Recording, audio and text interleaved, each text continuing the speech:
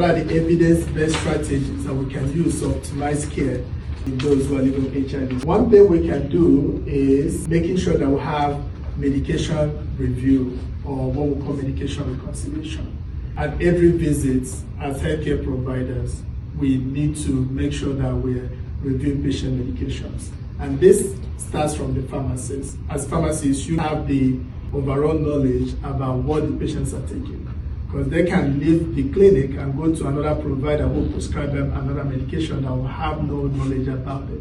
But because you're the one dispensing it to them, you have better knowledge about it. And you can just say, hey, do you know that your provider from this side is prescribing this medication? Maybe we'll have to talk to him and see which one you need to take.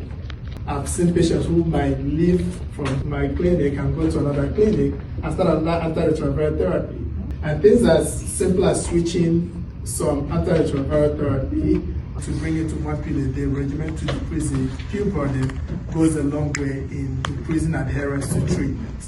And for someone who's already at risk of osteoporosis, like I mentioned earlier, you can change the TDF-containing regimen to TAF-containing regimen to ease that burden. If they're already on boosted PIs or protease inhibitors, you can switch that to integrase strand transfer inhibitors to lessen that risk for osteoporosis.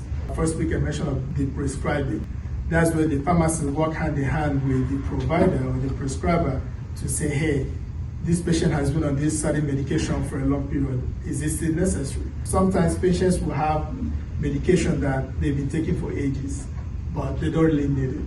It's time to talk about it to stop those medications. And this will decrease the drug-to-drug adverse reactions.